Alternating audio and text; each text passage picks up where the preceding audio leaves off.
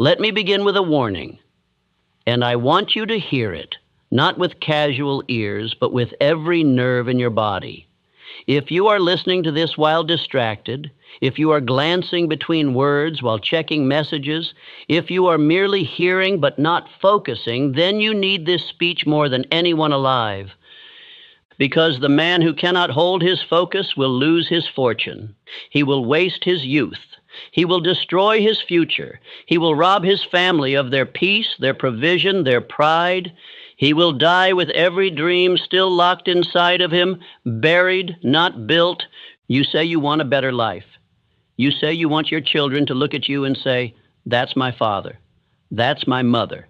That's the one who never gave up." You say you want the house on the hill, the freedom from debt, the power to choose how your day is spent. But I tell you now, you will never touch any of it if you do not fix your focus. You will speak big dreams but chase small distractions. You will start 10 things and finish none. You will age and still be explaining why you never got around to it. You will lie to yourself and say, "I tried." But the truth is, you never truly locked in. You cannot be a builder with a broken mind. You cannot be a father with a scattered spirit. You cannot be free if you obey every feeling, every mood, every little pull that grabs your attention. So I say again, if you are distracted, stop what you're doing and sit up straight. Breathe. Listen. This is not entertainment. This is not a passing idea. This is a life command.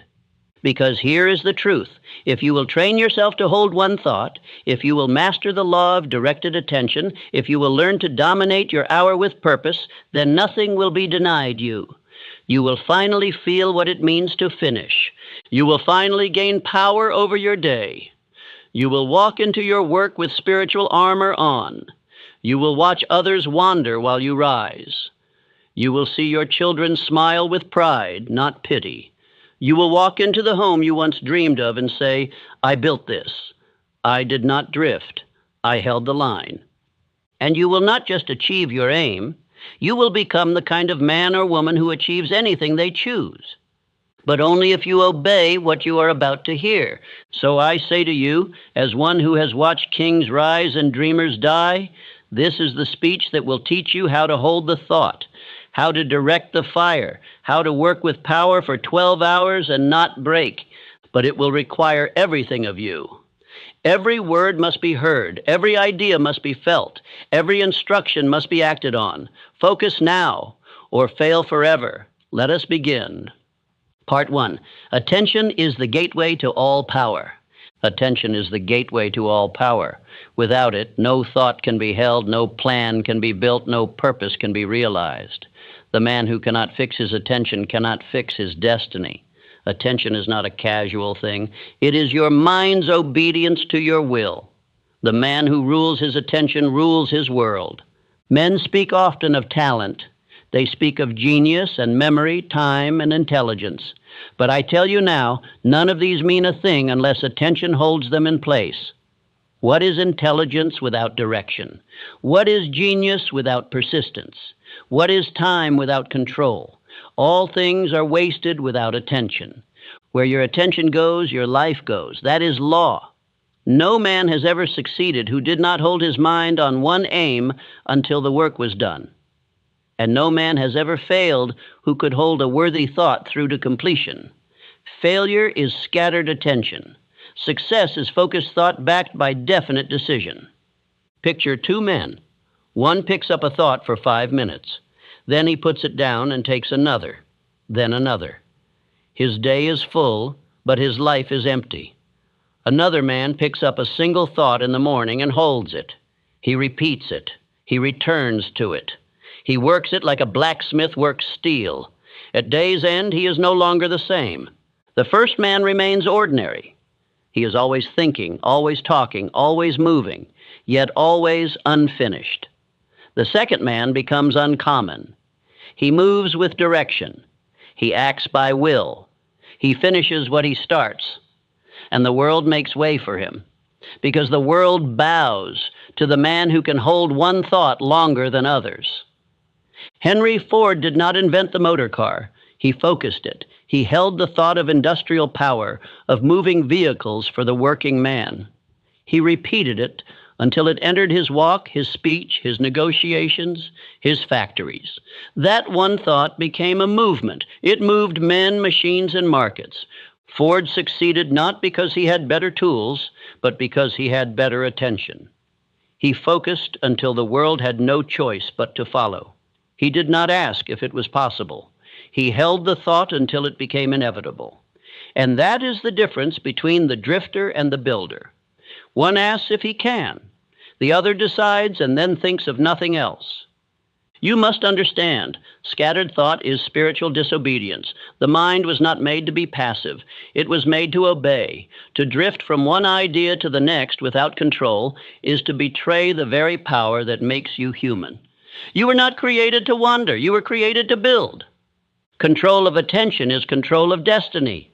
This is not philosophy. It is law. Every invention, every fortune, every empire began with a man holding a thought longer than the world expected him to. While others gave up, he returned to it. While others changed goals, he stayed. While others drifted, he built. If you cannot hold a thought, you cannot build a life. No one builds a house by changing the blueprint every hour. No one reaches a destination by taking a new road every mile. And no one fulfills his purpose who cannot obey it long enough to complete it. Obedience to one thought is obedience to life. Attention is not inherited. It is trained. It is a muscle of the will, and like any muscle, it grows by resistance. You must fight to hold a thought. You must command your mind to return. You must discipline your environment to match your focus. Nothing about focus is accidental. It is built. You will be tempted to check things, to switch tasks, to follow feelings. But the man who obeys his feelings loses his focus.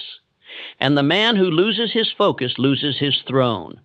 Because make no mistake, attention is a throne, and something will sit on it. Either you choose, or it is chosen for you. Let this be your declaration. I direct my attention as a builder lifts a stone. I do not scatter, I do not wander, I move in one line toward one aim. Speak it, write it, post it. Let your mind learn it until it becomes your law. You do not need more time.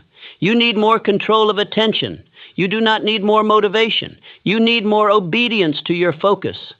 Because the man who holds one thought with intensity for 12 hours builds more than the man who chases 10 for 12 years. Part 2. The first law. Think of one thing only. Let us begin with this warning. The average man tries to hold 10 thoughts, 10 goals, 10 urgencies. And because he attempts all, he finishes none. He starts with fire and ends with ashes. His mind is not a blade. It is a cloud. And clouds do not cut through resistance. They move wherever the wind takes them. The brain is like a magnifying glass. It holds sunlight in its hand, but that sunlight does not burn until the lens is fixed. Until the glass is held in one spot, the light scatters and warms, but never ignites. Yet the moment it becomes still, fire is born. So it is with your mind. It can warm ideas, or it can set them aflame. The first law of all achievement is this. Think of one thing only, not for a minute, not for a burst, but with such persistence that the world begins to shift beneath the weight of your thought. Do not be fooled by men who juggle. They are entertainers, not builders. The builder uses both hands to lay a single stone. Carnegie was not a man of scattered interest. He did not seek to build 20 enterprises at once. He saw the empire of steel long before it existed, and he held that vision with a grip so firm the world had to yield. He imagined it, he planned it, he spoke it, he repeated it, and because he served one image became real. There is power in controlled imagination, but the imagination must not drift. It must not flirt. It must be chained to one object until it bleeds truth. The mind was not made to wander all day. It was made to obey a chief aim. The man who understands this walks with a pace that unsettles the world. Single mindedness is not obsession, it is discipline. It is a form of moral law. When you say, "This is what I build," and then refuse to turn your face from it, that is not rigidity. That is spiritual maturity. That is mental kingship. That is how the uncommon man separates himself from the multitude. There was once a man who tried to achieve greatness by changing direction each season. 1 year in business, the next in study, the next in invention, the next in leisure. He always had reasons. He always had explanations. But when time passed, all he had were stories, because he never held one idea long enough to complete it. Success is the reward for the man who finishes, and no man finishes what he does not hold. No castle was ever built by a man who changed his blueprint each morning. No garden grows under a farmer who plucks the seed up each day to examine it. Growth is obedience to one direction, held without interruption. Let me now give you a principle for the day. Fix one goal. Hold it. Do not let your eyes or ears betray it. From the moment you wake to the hour you sleep, return to it again and again. Every distraction is a thief. Every drift is a departure. Let your task be the sun and your thought the lens. You will feel the pull to open other doors. You will remember other ambitions. That is not your truth speaking. That is your training. And your training has been untrained. You were raised in noise, conditioned to split attention, praised for doing too much, and now you must burn that past with focused fire. Say now with your voice, "I fix one aim and serve it only. I think of one thing, I see one result. I work as if no other path exists." Speak this aloud in the morning. Whisper it at noon. Declare it before you sleep. Let your mind learn the law of stillness until it becomes your rhythm. You are not made to pursue everything. You are made to pursue the right thing with all your strength. You do not need 10 paths. You need one you never leave. You do not need 10 hopes. You need one decision, obeyed. Part 3, the trick is not in doing more, but in thinking less. You have been taught that the man who does the most is the most productive. But I tell you now, this belief has ruined more lives than failure ever has. Because the man who tries to do more, who fills his day with tasks and his mind with noise, becomes scattered, divided, hollow. He multiplies confusion in the name of productivity. The trick to 12 hours of focused work is not more effort. It is not more hustle, more movement, more tasks. It is purity of thought. The man who burns through work does so not because he pushes harder, but because he pushes less often and more directly. He holds one idea, he returns to it, he builds with it, he does not multiply, he concentrates. A confused mind cannot build. A divided will cannot persist. A man pulled in 5 directions is 5 times weaker. The wise man does not add more effort, he subtracts distraction. He does not say, "How can I do it all?" He asks, "What can I remove so I may hold what matters?" Thomas Edison did not achieve through busyness. He was not a man who filled his day with noise. He removed everything that did not serve the invention of light. He said no to comfort, to distraction, to social obligation. He simplified his life until the only thought remaining was the one that burned inside his mind. It is not your energy that is weak. It is your mind that is too full. You are trying to live 10 lives in one day. But your mind was not made for that. Your spirit was not designed for scattered pursuit. You are not a collector of thoughts. You are a commander of focus. And the commander chooses a single front and charges. You must now learn to reduce thought, not reduce ambition, not reduce belief, but reduce mental clutter. Every unchosen thought must be removed. Every opinion, every news item, every distraction must be seen for what it is, a thief of your thought, a robber of your rhythm, a destroyer of your inner empire. Abraham Lincoln, in the midst of war, eliminated all distractions. He refused to engage with matters that did not serve the preservation of the Union. He wrote his purpose, he repeated it, he held to it even when the world doubted. And because he thought of one thing only, the union lived. You must now do the same. Remove what is not your aim. Shut the door to anything that does not serve your direction. Let no man or thought interrupt the line you are building. Your focus is not a playground. It is a fortress, and you are the guard. Picture attention as a throne. Only one thought can sit on it. If 10 try, the throne collapses. And when the throne collapses, the kingdom is overrun. So you must choose. Who shall rule today? Your purpose or your mood? Your vision or your fear? Your decision or your doubt? You believe you are tired. You believe you are unmotivated. But what you are is mentally divided. Your fatigue is not of the body, it is of the mind. It is the weight of too many thoughts, too many half decisions, too many unfinished intentions. Clean the room, clear the throne, choose one. Say it with me now. I think less. I hold more. I remove distraction. I increase power by reducing confusion. This is not poetry. This is power. This is the law of efficiency. This is the secret of long hours without weariness. You are not overworked. You are overinterrupted. Today you begin the discipline of mental subtraction. One aim, one thought, one rhythm. Let the world scream, let others chase the wind. But you will walk a straight line. Part 4, guard the gates. You must eliminate all intruders. You are not defeated by the great forces of the world. You are defeated by thoughts you never questioned, voices you let inside, and ideas you never gave permission to, but allowed anyway. Your mind is not a marketplace, it is a temple. And what enters that temple will either strengthen your altar or burn it to the ground. Most men are conquered by intruders, not by enemies who arrive with force, but by idle thoughts, by mental whispers, by subtle distractions dressed as logic or urgency. The worst destroyer is the idea you tolerate, the one you say just for a moment to. The one that steals 5 minutes of thought, then owns your hour. The mind must be defended like a fortress. You do not leave your doors open in a storm. You do not let a thief in just because he knocks.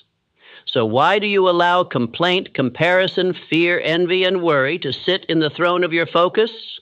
Every moment spent in their presence weakens your hold on the day. There is a question that must now become your sword. Each hour, each thought, each sensation, ask yourself, does this serve my purpose? If the answer is no, the thought must be expelled. Not discussed, not entertained, not reasoned with, expelled. Your purpose is too sacred to share the stage with weakness. You must list the intruders by name, write them down, say them aloud. They are not harmless, they are destroyers. Complaint is a rust that eats your momentum. Comparison poisons your uniqueness. Self-pity breaks your back before you begin. Fear chains your decision. Urgency, the worst of them all, disguises itself as action, but is truly just panic in motion. Charles Schwab, once given the aim by Carnegie, became a man of laser discipline. He was not known for chaos, but for clarity. He built systems, refined orders, stripped down distractions. At Carnegie's command, he removed every act and thought that did not serve the definite goal of expansion and mastery. You must perform a daily purge. Before focus begins, the mind must be cleaned. Just as the builder sharpens his tools and clears the space before work begins, so must the thinker prepare the mind before purpose begins. Drift does not start with laziness. It begins with the tolerated thought. You will say, but it's just a quick worry or a little debate, a passing doubt. Number these are not harmless. These are termites in the structure of your mental temple. You may not see the collapse today, but the weakening has already begun. Let me now give you the practical law. Isolate the area of focus. Protect it with force. Remove everything not tied directly to your chief aim. This means your workspace, your schedule, your speech, your companions, and most of all, your thoughts. Every intrusion is an invitation to failure. You must become the sovereign of your own attention. No one has the right to your inner world but you. And no thought has the right to enter unless it has earned that right through alignment with your goal. Do not be hospitable to enemies of your progress. Say this now and write it where you can see it. I protect the gates of my mind. I allow only purpose to enter. I serve no thought that does not serve my aim. Let it become a morning oath. Let it become your hourly check. Let it be the sword that strikes down drift. If you master this, if you guard your attention as you would guard your most prized treasure, then the day becomes your servant. The hour becomes your instrument. The distractions lose their power, not because they disappear, but because you no longer answer their call. Part 5, Anchor Thought. Use this one phrase to command the mind. The average man loses his mind 100 times a day. Not to madness, but to noise, to random thought, to unguarded emotion, to distractions he never permitted, but never resisted. He begins with intention, but ends in confusion. Why? Because he has no center, no anchor, no fixed command to return to when storms arrive. Let me give you the secret now. If you will hold one phrase, one clear sentence, and repeat it throughout the day, you will return to power every time your mind wanders. This is not theory, it is law. Your mind obeys the voice it hears most often. And the mind, though infinite in capacity, is loyal only to repetition. The world will not slow down for your purpose. The storms will come. Fear will rise, distraction will knock. And when it does, the man without an anchor will drift. But the man who has chosen his anchor thought and speaks it with emotion will return to power every time. Let us define it now. An anchor thought is a clear, simple, definite statement, aligned with your chief aim, that you repeat with feeling, especially in moments of distraction. It is the king's command. It is the compass in confusion. It is the rope that ties your spirit to your definite direction. Do not underestimate this power. In your weakest hour, you will not rise by logic. You will rise by instruction. And if you have not chosen that instruction beforehand, the world will give you one. And it will not be a good one. It will tell you to quit. It will say, you're tired. It will say, this doesn't matter. And you will believe it if you have not prepared your answer. John D. Rockefeller, a man of astonishing concentration, began each day by speaking aloud a single line. I control my thoughts and my actions, not because he doubted it, but because he wanted his subconscious to obey it as law. He knew that emotionless thoughts do not shape identity, but repeated, emotional ones do. So now I give you this command. Write a phrase. Choose one sentence. It must reflect your aim, your identity, your command. It must be short. It must be spoken. It must be repeated. Not once, not twice, but every hour, until your mind hears nothing louder than your direction. This is how you reset attention. When fear rises, speak the anchor. When doubt whispers, speak the anchor. When you feel scattered, lazy, weak, uncertain, return to the command. Do not wait. Do not think. Do not argue. Just return to it, with breath, with belief, with repetition. Do not make it complex. One phrase, one aim, one voice. Here are examples. I move in one direction. I do not quit. I do not forget. My mind obeys my will. I think one thought. I follow one aim. I rise by focus. I reject all drift. I return to purpose. Choose the one that speaks to you, or write one that burns in your blood, but do not let the day begin without it. Do not let an hour pass without it. Let your anchor be more familiar to your ears than your name. Here is how to use it. Upon waking, before the world speaks, speak your anchor aloud. Repeat it until your mind feels it. Let it become the rhythm of your morning. Then every hour, pause, breathe, and repeat it again. Whisper it if you must. Shout it if you need to. But speak it. When you lose yourself in the chaos of tasks, in the confusion of the world, stop. Do not search for calm in others. Do not wait for the storm to pass. Instead, Command yourself back with your anchor. This is how the builder returns. This is how the king regains his crown. Let me now give you a truth you must never forget. A man who installs one powerful thought in his mind and repeats it throughout the day is more dangerous than a man with 1,000 wishes, because wishes do not rule, commands do. And the man who repeats a command until it owns his speech, his walk, and his work, he becomes that command. This is not mere motivation. This is law. It is the law of autosuggestion. The subconscious mind does not choose what to believe. It obeys what it hears with feeling. So feed it faith, feed it certainty, feed it repetition. And soon the old voice will die, and the new identity will rise. Now write this. I serve one aim. I do not leave the path. I walk in one direction. I return always to my command. This is your anchor. This is your sword. This is your staff in weakness, your compass in fog, your strength in war. Speak it until it is the loudest sound in your life. Part 6. Work like a man possessed, not by emotion, but by principle. You have been trained by the world to move when you feel like it, to act when the mood strikes, to wait for a sign, a surge, an emotion. But I tell you now, that is not how great men build. That is how drifters live. The man who works when he feels like it will one day beg from the man who works when he decides to. To focus for 12 hours, you must learn this law. Work like a man possessed, not by emotion, but by principle. Your feelings will rise and fall. They will come with the weather. They will shift with the hour. But the man who is ruled by principle walks through storms as if they were silence. He is unmoved because he does not wait for approval from emotion. The drifter checks his mood before he acts. The builder checks his decision. The drifter says, "Do I feel like it?" The builder says, "Did I promise it?" One is ruled by whim. The other is ruled by vow. And the vow is stronger than any passing feeling.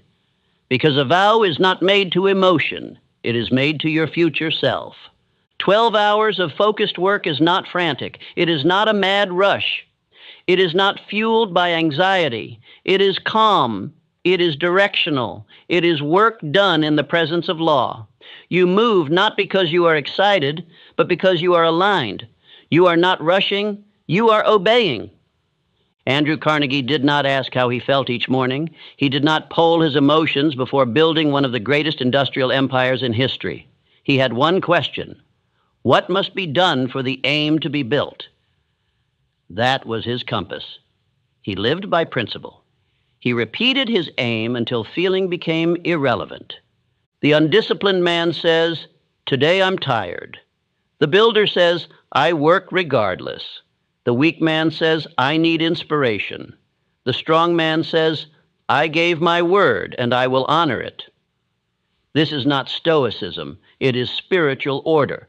It is a life that runs on command, not permission. Here is the method. Each morning, begin with your declaration. Speak your anchor thought. Install your identity. Then remove emotion. Remove the idea that you must feel good to do good. Remove the thought that says your labor must feel easy. That idea has destroyed entire generations. Once the emotion is removed, install order. Create the plan. Write it. See it. Do not overthink it. Do not overfeel it. Begin the work. The first step done in obedience to purpose has more power than 1,000 feelings waiting for motivation. Understand this. Fatigue fades under clarity. You are not as tired as you say. You are undecided. And indecision wears the body faster than labor ever could. The moment you fix your aim, the moment you obey your principle, your energy will return. Not because you rested, but because you remembered. The builder does not ask, "What do I feel?" He asks, "What have I committed to?" He acts by direction. He acts by order. He does not sit around arguing with his feelings. He speaks his command. He moves. Repeat this with me now. I obey principle, not emotion. I act by direction, not delay. I do not ask how I feel. I do the work because I gave the word. This must become your law. Speak it until your emotions fear to interfere. You will be tempted to delay. You will be tempted to seek comfort. But you must say aloud, this is not my guide. My decision is my guide. My aim is my compass. My principle is my master. Say this until the storm passes, and when it does, you will still be working while others are still wondering. Part 7. Eliminate the clock. Install the rhythm. The man who watches the clock has already lost. He counts hours instead of conquering them. He seeks to survive time rather than command it. But the builder, the man of purpose, does not serve time. He installs rhythm. He does not measure his focus by minutes past, but by the certainty of a task completed in full. Time is not your master. Rhythm is. Time will betray you. It will remind you of how long it's taking. It will make you feel behind or ahead. But rhythm never lies. When you enter rhythm, you no longer think about finishing. You simply work until it is done. That is not exhaustion. That is power. Thomas Edison was not a man ruled by hours. He did not stop at the strike of the clock, nor begin when the world expected. He entered into work like a man stepping into battle, with rhythm, not schedule. And because of that, he could work for hours without fatigue, for days without complaint. He was in harmony with his aim. Let us define this now. Rhythm is the mental state where your thought is so fixed, so continuous, so uninterrupted, that time vanishes. It is the state where energy flows without checking the mirror. Where you do not count the task, you become the task. This is not mysticism. This is mental discipline. You must learn to begin with small wins. Do not say, I will work 12 hours today. Say, I will work until this first hour is ruled. I will command this hour so clearly that the next obeys me. Then the rhythm begins.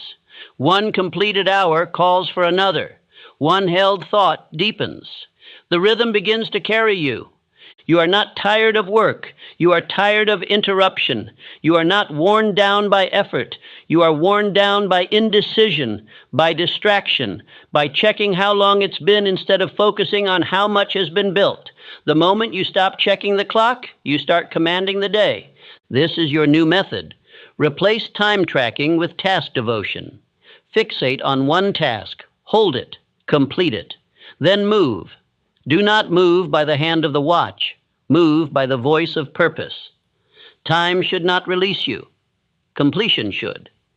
Most men break their rhythm by comparison. They say, I've been working for 3 hours. So what? If the wall isn't built, the time doesn't matter. It is not how long, it is how fully. Did you hold your thought without distraction? Did you act without delay? Then you have won the hour. Fatigue is amplified the moment you check the time. The moment you wonder how far you've come, you lose sight of where you're going.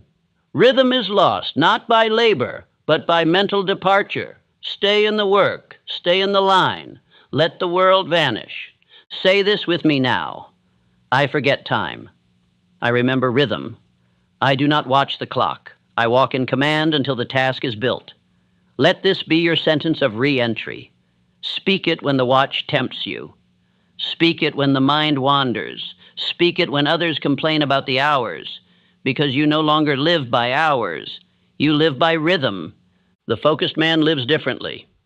He does not drift between tasks. He moves like a man walking across a narrow bridge. One step, one foot, one breath, no sideways glance, no wasted step, only forward motion. When you master rhythm, your entire experience changes. Hours pass like minutes. Work becomes flow. And success is not something you chase. It is something you live in one moment at a time without fear, without checking, without stopping. Part 8. The mind is a slave to repetition. Build the focus identity. You are not what you say you are once. You are not what you think once.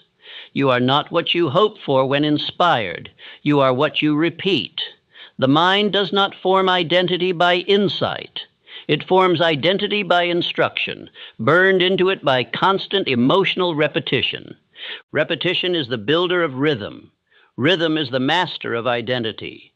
And identity, once installed, becomes the invisible law that governs all your decisions, all your movement, all your destiny.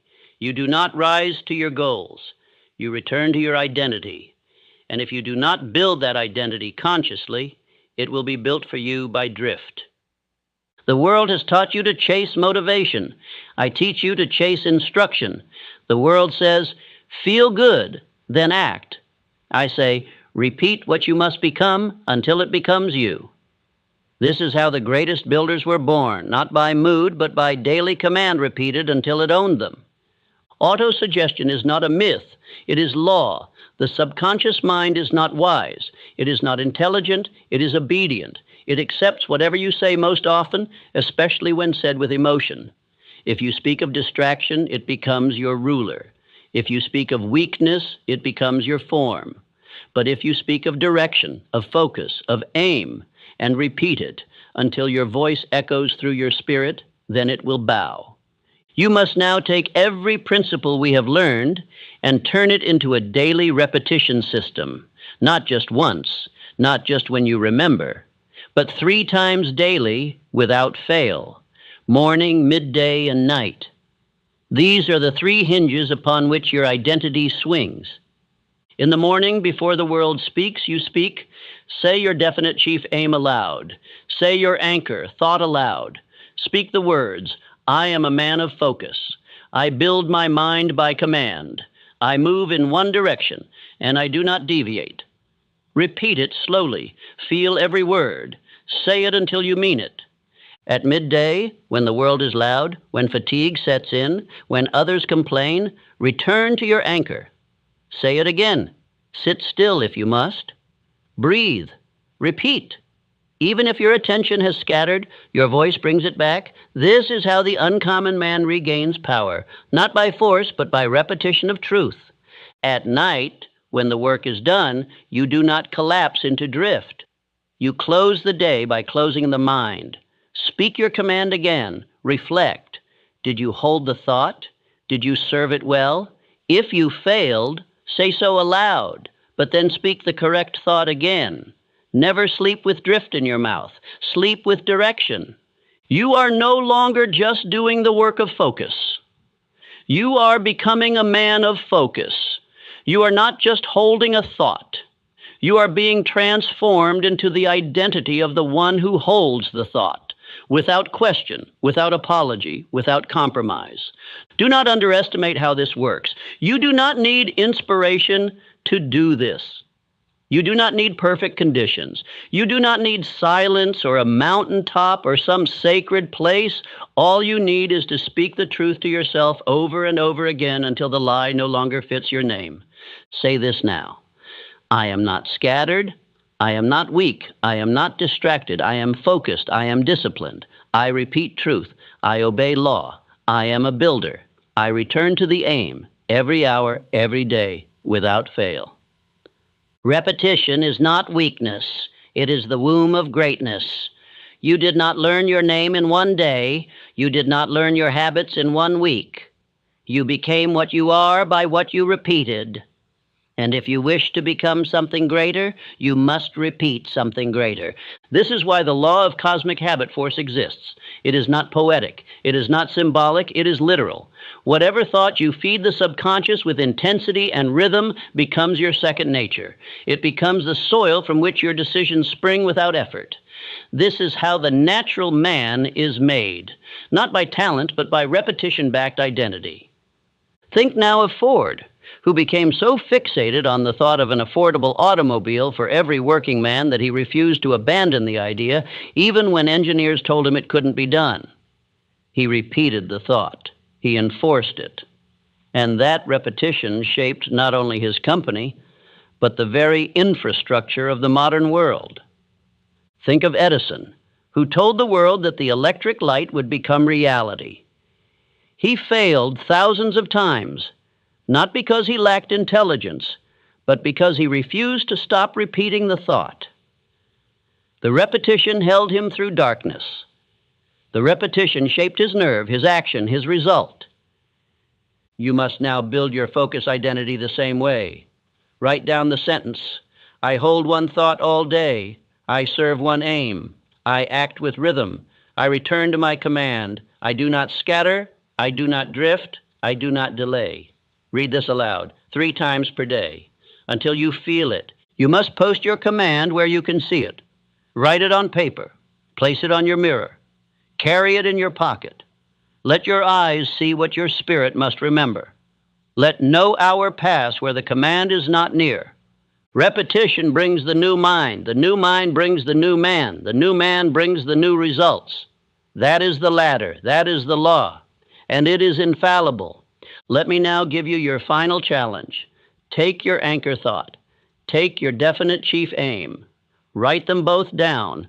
Speak them in the morning. Speak them again at midday. Speak them again at night. Let no day pass without the rhythm of repetition. Let no drift enter without the sword of your command.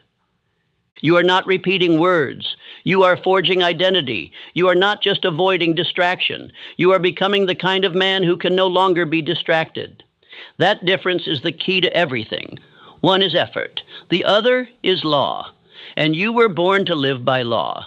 Now speak this final declaration aloud. I hold the thought until it shapes me. I repeat until I become. I become until I command. I do not drift. I do not forget. I do not fail because I do not stop. This is your identity now. Speak it until it is written in your mind, deeper than your name. Let no man interrupt you. Let no voice inside you argue. You do not live by feelings.